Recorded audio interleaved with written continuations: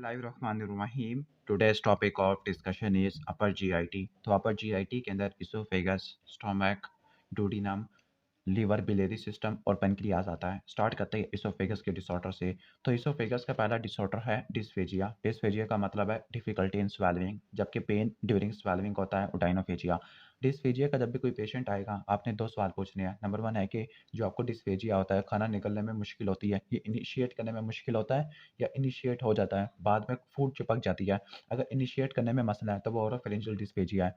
अगर इनिशिएट हो जाता है, ओके, लेकिन फूड स्टिक हो जाती है फूड के नाल से, तो वो हो जाता है इसोफेजियल डिस्फेजिया। अगला सवाल आपने ये पूछना है कि जो डिस्फेजिया होता है सॉलिड्स के लिए ज़्यादा है या लिक्विड्स के लिए ज़्यादा है। जो ऑब्स्ट्रक्टिव लेजन होती है या स्ट्रक्चरल डिजीज होती है, इसमें डिस्फेजिया सॉलिड्स के लिए ज़्यादा होता है। फॉर एग्जांपल इसोफेजियल स्ट्रक्चर या पेप्टिक स्ट्रक्चर, मैस या फॉरेन बॉडी या स्पेसिफिकली कैंसर हम कह सकते होते हैं, ओके। जबकि मोटिलिटी डिसऑर्डर के अंदर जो डिस्फेजिया होता है वो इसके लिए होता है, लिक्विड्स के लिए ज़्यादा होता है। उसके अंदर achalasia cardia, diffuse oesophageal spasm, nutcracker oesophagus, reflux associated dysmotility disorder है। ओरोफेरिंजियल डिस्पेजिया के कॉजेज को दो में डिवाइड करना है, न्यूरोलॉजिकल और स्ट्रक्चरल। न्यूरोलॉजिकल के अंदर माइस्थीनिया ग्रेविस, मल्टीपल स्क्लेरोसिस और स्ट्रोक आ जाता है, ठीक हो गया, न्यूरोमस्कुलर डिजीज है। जबकि स्ट्रक्चर के अंदर क्या आ सकता है, वैसे ओरोफेरिंजियल डिस्पेजिया के अंदर भी जेनिकल डायवर्टिकुलम, कैंसर और इसोफेजियल वेब आ जाते हैं। इसोफेजियल वेब किसके अंदर होते हैं, प्लमर विंसन सिंड्रोम में, आयरन डेफिशिएंसी एनीमिया, क्लोसाइटिस और इसोफेजियल वेब है, ओके।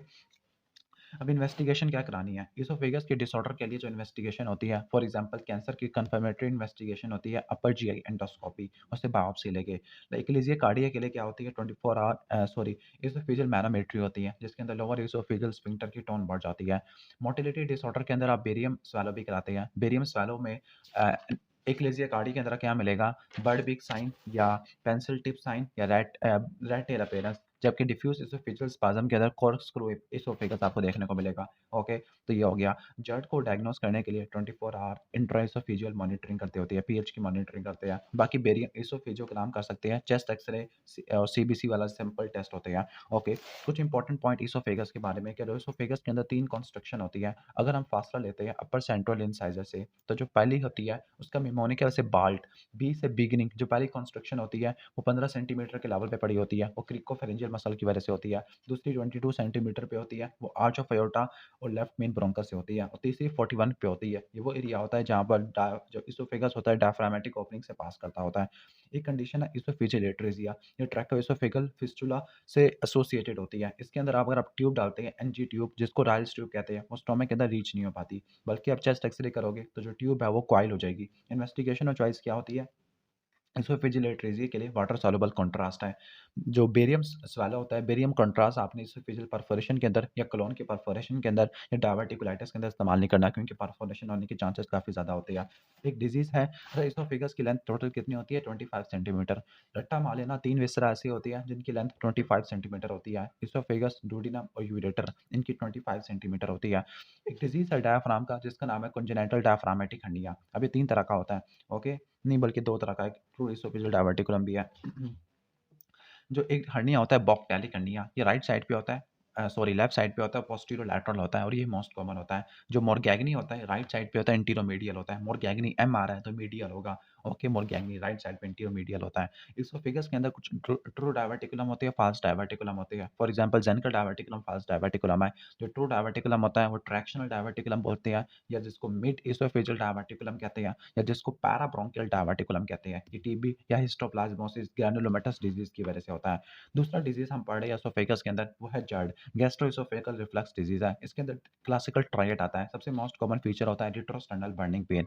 जब भी जर्ड का पेशेंट आ जाए, आपने इसको एमआई से जरूर सेपरेट करना है, क्योंकि एमआई का पेन एपिगैस्ट्रिक रीजन में आ सकता है, और जो जर्ड का पेन है वो आपके हार्ट में आ सकता है, चेस्ट वाला पेन करा सकता होता है। तो हार्ट बर्न है, नंबर 2 रिगर्जिटेशन होती है, नंबर 3 एपिगैस्ट्रिक पेन देखने को मिलता है। Retrosternal burning pain, epigastric pain, regurgitation. और ये किस चीज़ से बढ़ती होती है, अगर पेशेंट सिट फॉरवर्ड है या बेंड है या ठीक है, या लाइंग पोजीशन है, ओके, या स्ट्रेन कर रहा है, तो इस कंडीशन के अंदर जर्ड बढ़ जाता होता है, और ये फीचर आपको देखने को मिलते हैं। इसके अलावा बंदे के अंदर रिफ्लेक्स लाइवेशन होती है, जिसको वाटर ब्रश लाइवेशन वगैरह कहते होते हैं। हैं। जर्ड वाले पेशेंट में बीएमआई रिलेटिवली ज़्यादा होता है, यानी ओबेसिटी वाले में, हाइटल हर्निया वाले में जर्ड काफ़ी कॉमन होता है। इसके अलावा जो एसिड होता है, एसिड जब रिफ्लेक्स होता है इसोफेगस से फारिंग्स में जाएगा तो वो सोर थ्रोट करा देगा, या फिर इसोफेगस से होता हुआ फारिंग्स, फारिंग्स से होता हुआ लैरिंग्स या ट्रकिया में जाएगा तो लैरिंजाइटिस, ट्रैकियाइटिस, कफ या हॉर्सनेस ऑफ वॉइस करवा देगा। ओके, जब भी कोई पेशेंट ओबीस है और उसको बर्निंग थ्रॉट है यानी रेट्रोस्टेनल बर्निंग पेन है, तो आपने ये देखना है कि उसको डायबिटीज़ है या नहीं। अगर उसको डायबिटीज़ नहीं है तो जर्ड आपने बनाना है, और जर्ड को ठीक करने के लिए पहले इनिशियली पीपीआई देते होते हैं, H2 ब्लॉकर वगैरह ये सब देते हैं, और फिर अगर नहीं ठीक हो रहा तो हेलर मायोटॉमी करते होते हैं। एक पाइलोरोमायोटॉमी होती है, रैमस्टेड पाइलोरोमायोटॉमी, वो हम करते हैं हाइपरट्रोफिक पाइलोरिक स्टेनोसिस के अंदर या गैस्ट्रिक आउटलेट ऑब्स्ट्रक्शन के अंदर। लेकिन जो हेलर्स मायोटॉमी होती है, ये किसमें करते हैं, सॉरी, जो हेलर्स मायोटॉमी होती है वो एक्लेज़िया कार्डिया में करते हैं। जर्ड के अंदर निसन फंडोप्लाकेशन कहते होते हैं। अच्छा, जो जर्ड है इसमें हमने पीपीआई करा, अगर ठीक नहीं हुआ तो निसन फंडोप्लिकेशन किया है। मैं गलती से बोल दिया, हेलर मायोटॉमी वो एक्लेज़िया में होती है। अगर डायबिटीज़ है तो आपने डायग्नोज करना है डायबिटिक गैस्ट्रोपैरेसिस में। ठीक हो गया? और डायबिटिक गैस्ट्रोपैरेसिस के लिए जो ड्रग कौन सी देते हैं, इनिशियली मेटाक्लोप्रामाइड देते होते हैं। अगर उससे ठीक नहीं हो रहा तो एरिथ्रोमाइसिन देते हैं, जो कि मोटिलिन रिसेप्टर को एक्टिवेट करती होती है। ओके, इसके बाद हम आगे आ जाते हैं। अच्छा, तो जो जर्ड है, जर्ड, ओके, तो जर्ड के बारे में कुछ इंपॉर्टेंट पॉइंट्स यहाँ पे लिखे कि गैस्ट्रोएसोफेजियल रिफ्लक्स डिसीज़ होता है। ओके, अगर अल्टरनेटिव डायग्नोसिस, अगर पेशेंट का वेट लॉस काफ़ी ज़्यादा है तो आपने एसोफेजियल कैंसर के अंदर जाना है, क्योंकि वो भी रिकरेंट जर्ड करवाता होता है। जर्ड का कोई भी पेशेंट आ गया है, अगर उसकी एज 50 से 55 साल के ऊपर है, एनोरेक्सिया, वेट लॉस वाले फीचर आ रहे हैं, तब आपने इन्वेस्टिगेशन के अंदर जाना है। अदरवाइज़ आपने एम्पिरिकल ट्रीटमेंट स्टार्ट करना होता है विदाउट एनी इन्वेस्टिगेशन। इन्वेस्टिगेशन क्या होती है? Investigation choice upper GI endoscopy होती है। लेकिन जो ट्रीटमेंट जो गोल्ड स्टैंडर्ड होती है वो 24 आवर इंट्राएसोफेजियल पीएच मॉनिटरिंग होती है। बाकी इम्पीडेंस मैनोमेट्री है, इम्पीडेंस टेस्टिंग है, एसोफेजोग्राम है और एसोफेजियल बायोप्सी वगैरह आ जाते हैं। ओके, ठीक है। अब यहाँ पर लिखा है कि जो वैसे मेन जो इन्वेस्टिगेशन है चॉइस अपर जीआई एंडोस्कोपी है, लेकिन गोल्ड स्टैंडर्ड पीएच मॉनिटरिंग होती है। इसके अंदर पीएच आपको 4 से मिलेगी, और इसके अंदर एक स्कोर होता है डिमिस्टर स्कोर, और 14 से आपको ज़्यादा देखने को मिलेगा। अब इसका ट्रीटमेंट क्या होता है? इसका ट्रीटमेंट लाइफस्टाइल मॉडिफिकेशन, पहला तो लाइफस्टाइल मॉडिफिकेशन है कि आपने वेट को कम करना, ओबेसिटी की वजह से है। खट्टी चीज़ें कम से कम खानी होती है, फैटी, स्पाइसी, एसिडिक फूड कम से कम खानी है, अल्कोहल कम से कम लेनी होती है, लेट नाइट मील को अवॉइड करना होता है, स्मोकिंग छोड़नी होती है, आपने वेट लिफ्टिंग को, क्योंकि इसकी वजह से हाइटल हर्निया वगैरह हो जाता है। आपने फ्रीक्वेंट लेनी है मील, लेकिन छोटे-छोटे वॉल्यूम लेने हैं, और जो हेड एंड है उसको आपने एलिवेट करना होता है। मेडिकल ट्रीटमेंट के अंदर आपने जो पेप्टिक अल्सर डिजीज़ वाली ड्रग्स होती है, लाइक एंटी एसिड है, मैग्नीशियम हाइड्रॉक्साइड और एल्यूमीनियम हाइड्रॉक्साइड है। जो मैग्नीशियम हाइड्रॉक्साइड है उसकी वजह से डायरिया हो जाता है, और एल्यूमीनियम हाइड्रॉक्साइड की वजह से कॉन्स्टिपेशन हो जाती है। इसके अलावा प्रोटॉन पंप इन्हिबिटर भी इस्तेमाल करते हैं, उसमें ओमेप्राज़ोल, रैबिप्राज़ोल है, यही मेन ड्रग ऑफ चॉइस होती है। बाकी अगर उससे काम नहीं हो रहा तो H2 रिसेप्टर एंटागोनिस्ट इस्तेमाल कर लेंगे, फैमोटिडिन, रैनोटिडिन है।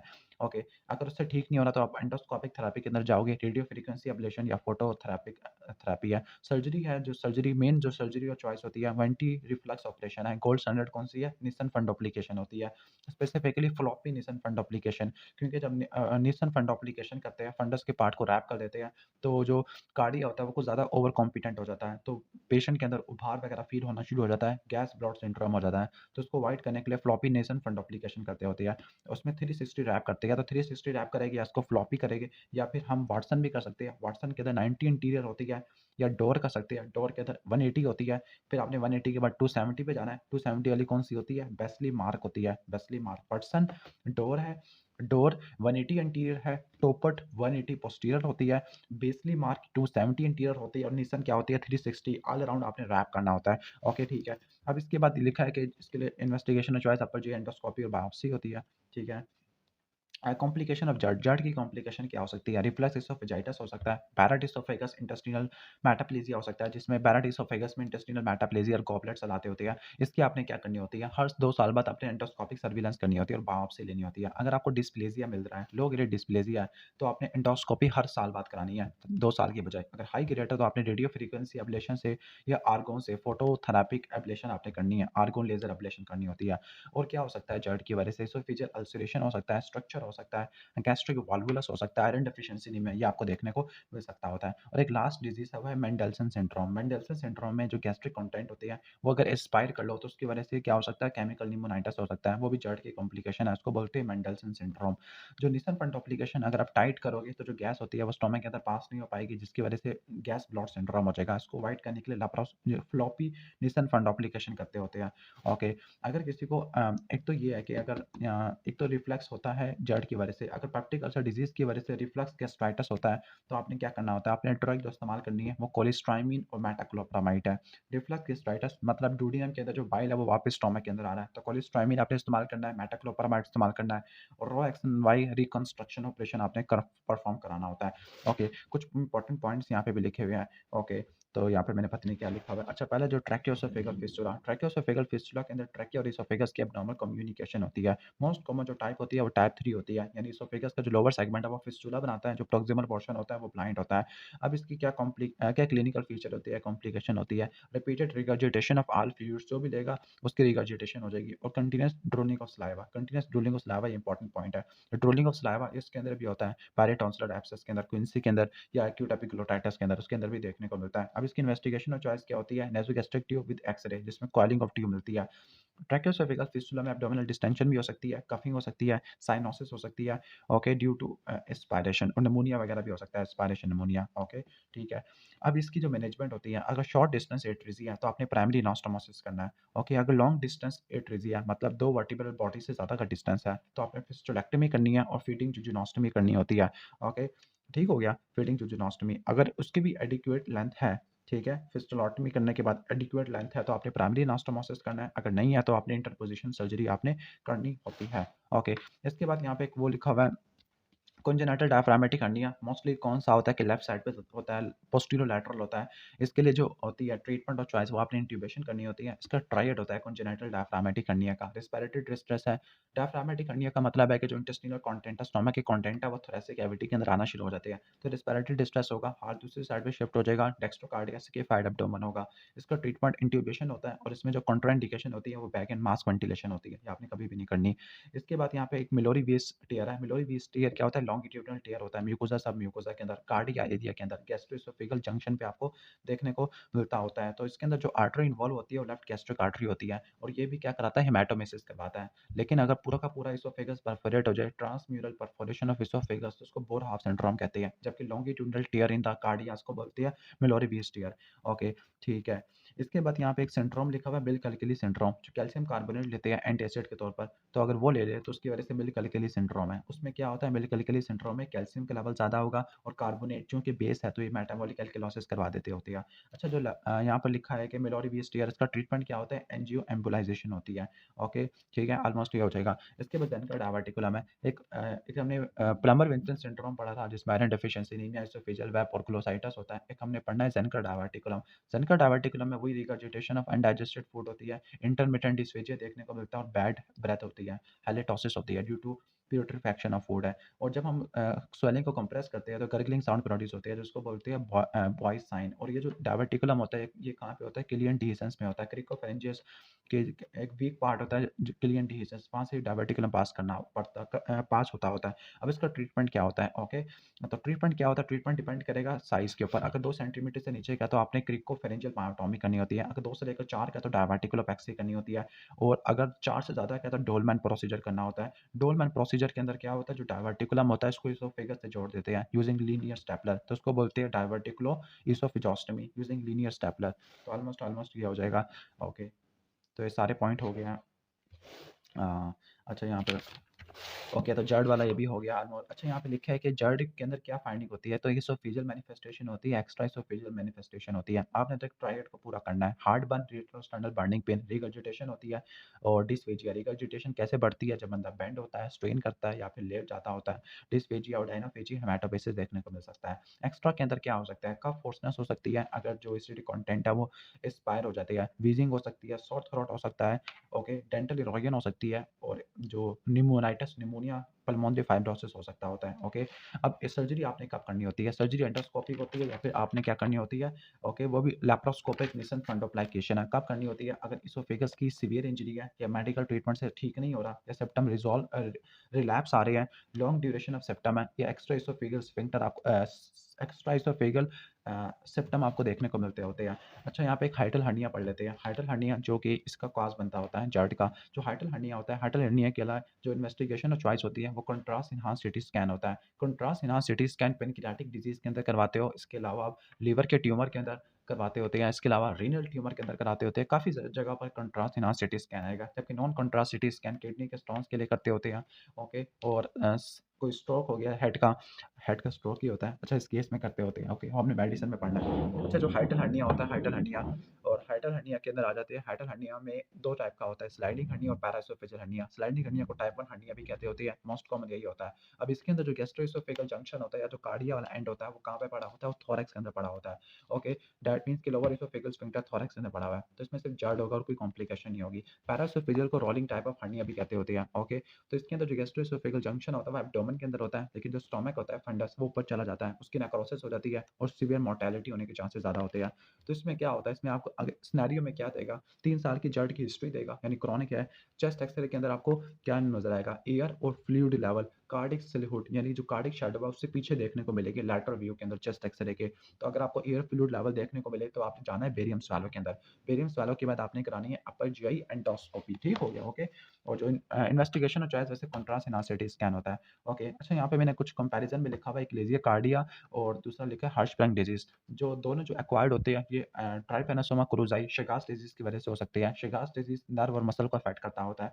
अब दोनों डिजीज के अंदर एक लीजिए कार्डिया को बोलते हैं मेगाइसोफेगस, हर्शबर्ग डिजीज को मेगाकोलोन। दोनों के अंदर एक पार्ट जो प्रोक्सिमल वाला पोर्शन होगा वो डायलेटेड होगा, डिस्टल वाला पोर्शन कंस्ट्रिक्टेड होगा। लेकिन एक बात रट्टा मार लेना, जो हर्शबर्ग डिजीज के अंदर जो कंस्ट्रक्टेड पोर्शन होता है उसके अंदर गैंग्लियन सेल्स नहीं होते, लेकिन जो डायलेटेड पोर्शन होता है उसके अंदर क्या होते हैं, आपको गैंग्लियन सेल्स नॉर्मल देखने को मिलते हैं। यानी जो इनहिबिटरी न्यूरॉन्स होती है ना, तो गैंग्लियन सेल्स के अंदर आपको देखने को नहीं मिलते होते, जिसकी वजह से वो कंस्ट्रक्टेड हो गया और डायलेटेड पोर्शन के अंदर हाइपरट्रॉफी होती है नर्व ट्रंक की।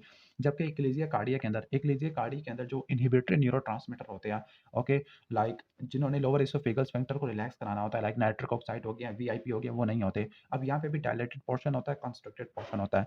जो डायलेटेड पोर्शन होता है वो प्रॉक्सिमल पोर्शन होता है, उसके अंदर आपको गैंग्लियन सेल्स नहीं देखने को मिलते, जबकि जो कंस्ट्रक्टेड पोर्शन होता है उसमें आपको नॉर्मल गैंग्लियन सेल्स मिलते हैं, लेकिन यहाँ पर इनहिबिटरी न्यूरोट्रांसमीटर नहीं होते। उम्मीद है कि आपको समझ आ गया होगा। ऊपर वाले हर्शबर्ग डिजीज के जो कंस्ट्रक्टेड पोर्शन था उसमें गैंग्लियन सेल्स नहीं थे, लेकिन जो एक लीजिए कार्डिया का जो कंस्ट्रक्टेड पोर्शन है लोअर एसोफेगल स्फिंक्टर, वहाँ पे तो गैंग्लियन है, जब भी तो कंस्ट्रक्ट किया हुआ ना। अच्छा, एक लीजिए कार्डिया और एसोफेजियल कैंसर, इन दोनों को डिफरेंशिएट करना होता है। एक लीजिए कार्डिया के अंदर जो डिस्फेजिया होता है प्रोग्रेसिव होता है, वेट लॉस होता है, दोनों के अंदर होता है। लेकिन एक लीजिए कार्डिया 50 साल से नीचे वालों में होता है, कैंसर 50 साल से ऊपर वालों में होता है। एक्लेजिया कार्डिया के अंदर जो डिस्फेजिया होता है लिक्विड्स के लिए बहुत ज़्यादा होता है। ओके, ठीक है, और यहाँ पे इसने मिस्टेक लिखी हुई है, जो डिस्फेजिया ठीक हो जाता है लिक्विड्स सॉलिड लेने से, बाकी रिगर्जिटेशन और वेट लॉस आपको देखने को मिलता होता है, स्पेसिफिकली एट नाइट है। ओके, ठीक है, बाकी एक्लेजिया कार्डिया का जो डिफरेंशियल होता है वो डिफ्यूज एसोफेजियल स्पाज्म भी है, मैं उसको एक्सप्लेन करता हूँ। पहले इन्वेस्टिगेशन के अंदर आ जाते हैं। एक्सरे चेस्ट कराओगे, इसमें मीडियस्टिनल वाइडनिंग देखने को मिलेगी और इसके अलावा गैस्ट्रिक बबल्स भी आपको देखने को नहीं मिलेगा। नंबर 2, एंडोस्कोपी करा लोगे, बेरियम स्वैलो, इसके अंदर बर्ड बीक साइन या राइट टेल अपीयरेंस या पेंसिल टिप साइन आपको देखने को मिलेगा। ओके, ठीक हो गया, ये आपने रट्टा मार लेना। बर्ड बीक साइन अगर आपको बेरियम एनीमा भी देखने को मिले तब आप क्या डिफरेंशियल होगा ये आपने कमेंट में बताना है। बेरियम स्वैलो में rat tail, bird beak appearance या पेंसिल टिप साइन आता है। ओके, ठीक हो गया। इसके अलावा मैनोमेट्री करें, मैनोमेट्री में क्या होगा, लोअर एसोफेगल स्फिंक्टर की टोन बढ़ जाती है, नॉर्मली 10 से लेकर 25 के दरमियान में होता है, लेकिन अगर 26 से ज़्यादा का हो जाए तो उसको बोलते हैं हाइपरटेंसिव एलईएस। यही इन्वेस्टिगेशन और चॉइस होती है, और यहाँ पे कोलिसिस्टोकाइनिन टेस्ट भी करवाते होते हैं। ओके, अब ट्रीटमेंट के अंदर आ जाते हैं। अच्छा, मैंने यहाँ पे लिखा है कि अगर लोअर एसोफेगल स्फिंक्टर का जो प्रेशर अगर 26 से ज़्यादा का हो जाए तो उसको बोलते हैं हाइपरटेंसिव एलईएस यानी एक्लेजिया, लेकिन अगर 180 से लेकर 200 तक का हो जाए तो उसको बोलते हैं नट क्रैकर एसोफेगस, और यही मोस्ट कॉमन मोटिलेटेड डिसऑर्डर होता है। ओके, ट्रीटमेंट के अंदर आ जाती है। सबसे पहले मेडिकल ट्रीटमेंट है। मेडिकल ट्रीटमेंट के अंदर रिलैक्स रिलैक्स करना है लोअर एसोफेगल स्फिंक्टर को, तो नाइट्रेट्स मार करने का, निफेडिपिन नाइट्रेट्स और कैल्शियम चैनल ब्लॉकर है। एंडोस्कोपिक थेरेपी के अंदर क्या करते हैं, नंबर 1 एंडोस्कोपिक डायलिटेशन करते हैं लोअर एसोफेगल स्फिंक्टर की। नंबर 2 एंडोस्कोपिक इंजेक्शन करेंगे बोटॉक्स इंजेक्शन का, या एंडोस्कोपिक मायोटॉमी करेंगे, पर ओरल एंडोस्कोपिक मायोटॉमी। जो सर्जरी है, जो ऑपरेशन और चॉइस है, उसके अंदर लैप्रोस्कोपिक हेलर मायोटॉमी है, निसन फंडोप्लिकेशन जर्ड के अंदर होती है, हेलर्स मायोटॉमी किसके अंदर होती है, एक लीजिए कार्डिया में देखने को मिलती होती है। इसके अलावा पार्शियल फंडोप्लाइकेशन भी करते हैं टू प्रिवेंट द जर्ट, और पीपीआई भी देते हैं, और इसोफेजेक्टमी भी करते हैं। इसोफेजेक्टमी कब करते हैं, जब मेगा इसोफेगस है या failure of more than one myotomy है, जो आपने हेलर्स मायोटॉमी की हुई है। ओके, ठीक हो गया, उम्मीद है कि आपको समझ आ गया होगा। एक होता है pseudo achalasia syndrome. Pseudo achalasia syndrome 3 चीज़ों की वजह से होता है। Number 1 adenocarcinoma of lower esophagus, number 2 oat cell cancer या जो स्मॉल सेल कैंसर होता है लंग्स का, तीसरा पैनक्रियाटिक कैंसर होता है। इनकी वजह से सूडो एक्लेजिया देखने को मिलता है। अगर आपको आपने एंडोस्कोपी की है, इसोफेगोस्कोपी कि आपको लाइन्स नज़र आ रही है, तो वो होता है फिलाइन एसोफेगस। ये आपको यूज़िनोफिलिक एसोफेजाइटिस में देखने को मिलता होता है। अब एक्लेज़िया कार्डिया से मिलती-जुलती कंडीशन है, वो है डिफ्यूज़ एसोफेजियल स्पाज़म। जो एक्लेज़िया कार्डिया का जो मोस्ट कॉमन काज़ होता है, इडियोपैथिक या ट्राइपैनोसोमा क्रूज़ाई होता है, जबकि उसका काज़ कनेक्टिव टिश्यू डिज़ीज़ आपको देखने को मिल सकता होता है। ओके, जो एक्लेज़िया कार्डिया होता है, ये लोअर 1/3 ऑफ एसोफेगस को इन्वॉल्व करता होता है, जबकि डिफ्यूज़ एसोफेजियल स्पाज़म क्या करता होता है, ओके, ये पूरी एसोफेगस की लेंथ को अफेक्ट करता होता है और उसमें प्रेशर अच्छा खासा होता है डिफ्यूज़ एसोफेजियल स्पाज़म में, लाइक 200 से ज़्यादा का होता है। नट क्रैकर एसोफेगस में 180 से लेकर 200 तक का होता है। ओके, अब आ जाते हैं डिस्फेजिया। जब भी कोई पेशेंट डिस्फेजिया के साथ आए, आपने 3 सवाल पूछने हैं। नंबर 1, किस डिस्फेजिया लिक्विड्स के लिए है, सॉलिड्स के लिए है या दोनों के लिए है? फिर ये पूछना है किसके लिए ज़्यादा है, सॉलिड्स के लिए या लिक्विड्स के लिए? और तीसरा, प्रोग्रेसिव है या नहीं? जो एक्लेज़िया कार्डिया का जो पेशेंट होता है, इसमें डिस्फेजिया दोनों के लिए होता है, लेकिन लिक्विड्स के लिए ज़्यादा होता है और वो प्रोग्रेसिव होता है, वेट लॉस भी होता है। जबकि डिफ्यूज़ एसोफेजियल स्पाज़म में डिस्फेजिया दोनों के लिए होता है, लेकिन लिक्विड और सॉलिड दोनों के लिए बराबर का होता है और ये नॉन प्रोग्रेसिव होता है। जो डिफ्यूज़ एसोफेजियल स्पाज़म है, इसको हम बोलते हैं हम, ओके, एसोफेजियल एंजाइना, क्योंकि ये हार्ट पेन करा देता है जब एक्सर्शन करते होते हैं। कॉम्प्लिकेशन ऑफ एक्लेज़िया, नॉकटर्नल कफ हो सकती है या लंग एब्सेस आपको देखने को मिल सकती होती है। ओके, अब हम आ जाते हैं एक कंडीशन है सूडो डायवर्टिकुलोसिस, जिसको डिफ्यूज़ एसोफेजियल स्पाज़म कहते हैं। डिफ्यूज़ एसोफेजियल स्पाज़म के अंदर क्या होता है, ओके, सूडो डायवर्टिकुलोसिस भी कहते हैं। ये इसके अंदर जो बॉडी ऑफ एसोफेगस है, ऑलमोस्ट पूरा का पूरा एसोफेगस उसका स्पाज़म हुआ पड़ा होता है और जब बेरियम स्वैलो कराओगे तो उसमें कॉर्कस्क्रू अपीयरेंस या रोज़री बीड अपीयरेंस आपको देखने को मिलती है। ओके, जो डिफ्यूज़ एसोफेजियल स्पाज़म है, इसको एसोफेजियल एंजाइना भी कहते होते हैं। इसके अंदर जो मैनोमेट्री के अंदर प्रेशर होता है, वो 200 से ज़्यादा का होता है और ये असल में टर्शियरी नॉन पेरिस्टाल्टिक स्पाज़म की वजह से आपको देखने को मिलता होता है।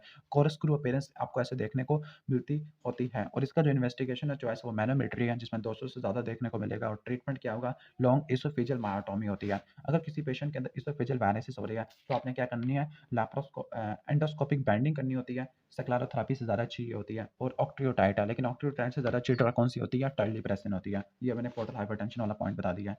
अच्छा, जब भी वॉमिटिंग होती है, वॉमिटिंग के अंदर क्या होता है, वॉमिटिंग गैस्ट्रिक आउटलेट ऑब्स्ट्रक्शन की वजह से हो सकती है। तो इसमें क्या होता है, hypocalcaemic, hyponatraemic, hypochloraemic, metabolic alkalosis with normal anion gap होता है और यहाँ पे आपको पैराटॉक्सिकल एसिड्यूरिया भी देखने को मिलता है। अब ये क्या चीज़ें होती है, ये मैं एक्सप्लेन करूँगा जनरल सर्जरी के अंदर। ऑलमोस्ट एक लीज़ी कार्डिया मैंने एक्सप्लेन कर दिया सारा। ओके, सही है। अब हम आ जाते हैं इसोफेगस वाले डिसऑर्डर डिजीज़ के अंदर। अब इसोफेगस के अंदर क्या होता है, इसोफेजियल पहला है इसोफेगल परफोरेशन, लेकिन इससे पहले पढ़ लेते हैं फॉरेन बॉडी। वैसे फॉरेन बॉडी की वजह से इसोफेजियल परफोरेशन होती है। सपोज़ कोई बच्चा था, उसने सिक्का निकाल लिया, तो वो फूड कैनाल के अंदर चला गया, इसोफेगस में चला गया। अब कैसे पहचानोगे कि इसोफेगस के अंदर गया या ट्रैकिया के अंदर गया या जो एयरवेज़ के अंदर गया? ज़ाहिर-सी बात है, हिस्ट्री से पता लग जाएगा डिस्फेजिया है या आपको डिस्ट्रेस है, लेकिन एक्स-रे पे कैसे नज़र आएगा? अगर एक्स-रे के अंदर अगर आपको एंटीरो पोस्टीरियर व्यू कर रहे हैं, यानी आप सामने से देख रहे हैं और वो आपको स्लिट व्यू नज़र आ रहा है, आपको फ्लैट नज़र आ रहा है सिक्का, तो उसका मतलब वो इसोफेगस के अंदर है। या लैटरली अगर आप कर रहे हैं, ओके, लैटरली अगर आप देख रहे हो, ओके,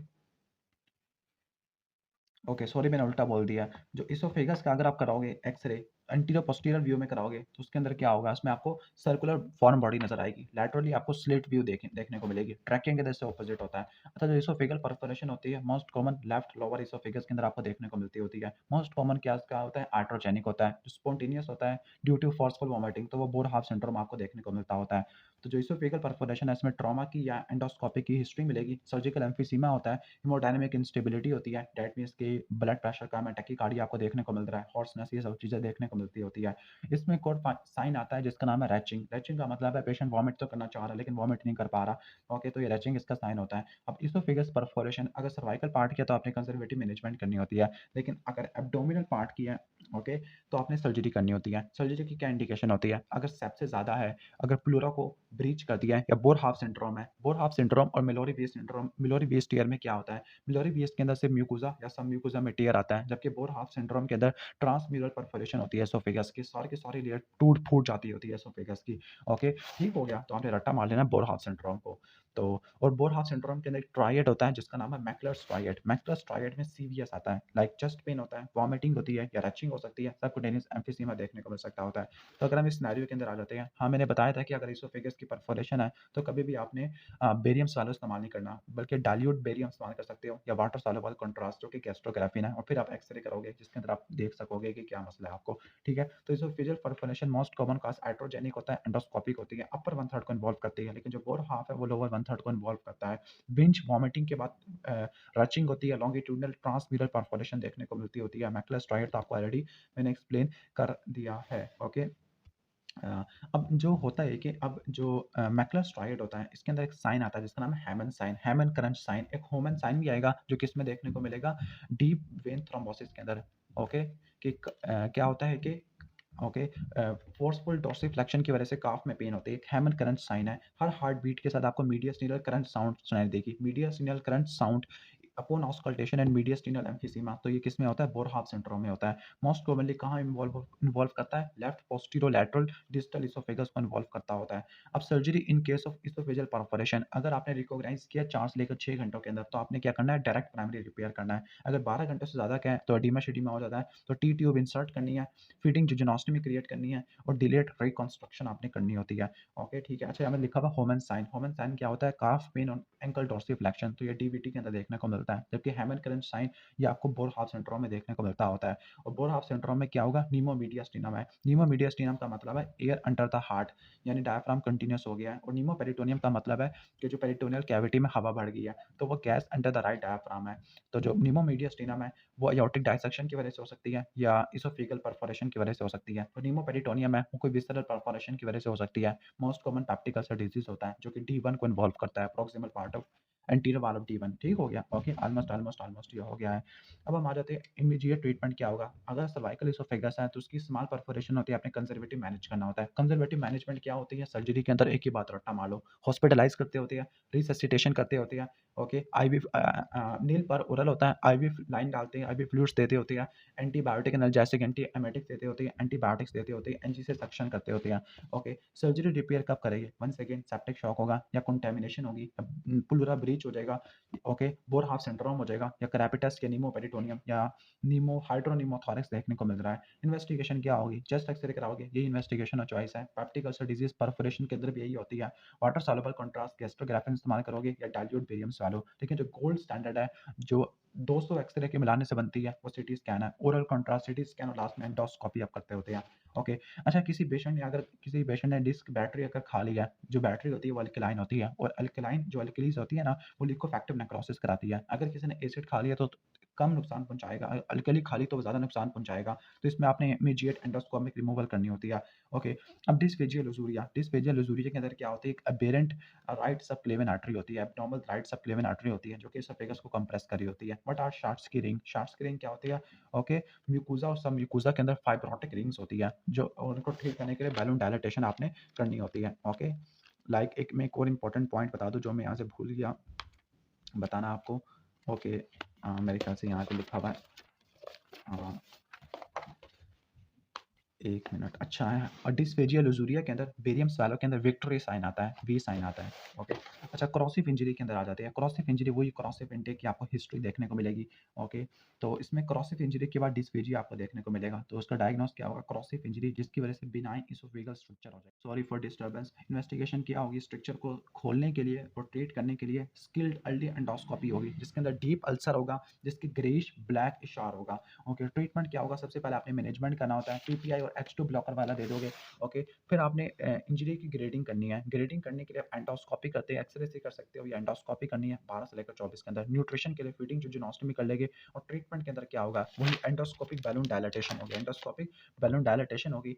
अगर स्मॉल है, अगर बड़ी है स्ट्रक्चर, तो आपने इसोफेजेक्टमी करनी है। और फिर आपने जो दरमियान में से जो आपने पार्ट लिया उसको करने के लिए आपने ग्राफ्ट लेना है जूजिनम से या कोलोन से, उस गैप को कवर करने के लिए। तो दोबारा बता देता हूँ, सबसे पहले रिससिटेट करते होते हैं, ग्रेडिंग करनी है एंडोस्कोपी से 12 से लेकर 24 में। अगर ज़्यादा स्ट्रक्चर है, बड़ा है, तो आपने इसोफिजेक्टमी करनी है, कोलोन और जूजिनल इंटरपोजिशन ग्राफ्ट लेना होता है। अगर छोटा है तो स्मॉल सीरियल एंडोस्कोपिक डायलेटेशन आपने करनी होती है। ओके, ऑलमोस्ट ऑलमोस्ट ये हो जाएगा।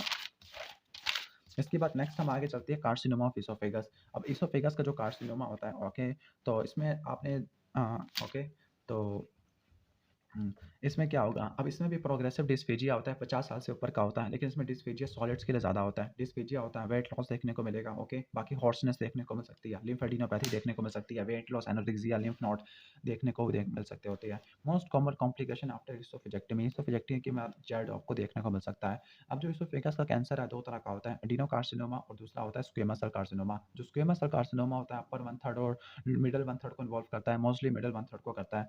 जबकि और उसका मोस्ट कॉमन काज इक्लेजिया होता है, जबकि जो एडिनोकार्सिनोमा होता है लोअर वन थर्ड को इन्वॉल्व करता है। इसका मोस्ट कॉमन काज चार्ट होता है। 50 साल से ऊपर की आपको हिस्ट्री देखने को मिलती होती है। ओके, तो कार्सिनोमा ऑफ एसोफेगस के अंदर डायग्नोसिस करने के लिए अपर जी एंडोस्कोपी विद बायोप्सी कराती है, जो कि मेन डायग्नोस्टिक इन्वेस्टिगेशन है। जो डायग्नोस्टिक इन्वेस्टिगेशन और चॉइस अपर जी एंडोस्कोपी है, लेकिन जो स्टेजिंग के लिए इन्वेस्टिगेशन और चॉइस है वो अल्ट्रासोनोग्राफी होती है।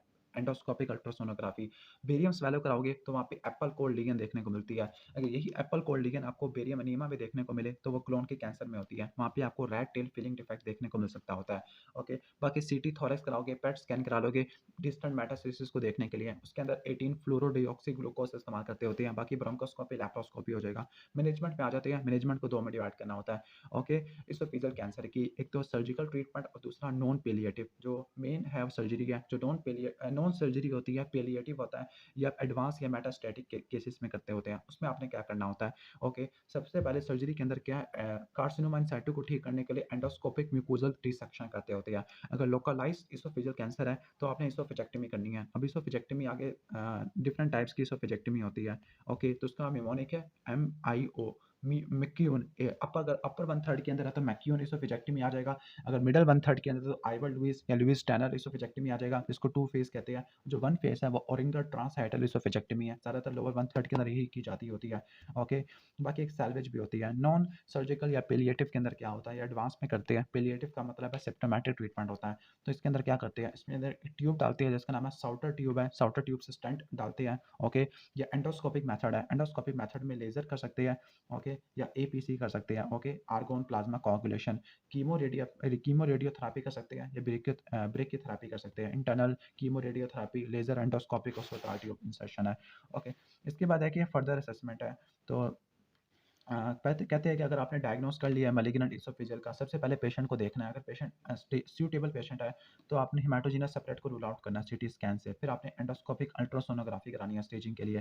तो स्टेजिंग के लिए जो इन्वेस्टिगेशन होती है, सिटी स्कैन होती है, अल्ट्रासोनोग्राफी होती है, पैट स्कैन वगैरह आप करा लेते हैं। ओके, तो ऑलमोस्ट ये हो जाएगा। मैनेजमेंट ऑलमोस्ट कोई भी है। एक प्लम्बर विंसन सिंड्रोम है जिसमें आयरन डेफिशिएंसी एनीमिया होता है। इसमें स्पून शेप नेल होती है, कोइलोनिकिया कहते हैं। इसोफेजियल वेब है, डिस्फेजिया होता है, एट्रोफिक और ओवल टंग म्यूकोसा होता है। एल्डरली पेशेंट होता है, वो 10% के अंदर स्क्वेमस और कार्सिनोमा होता है।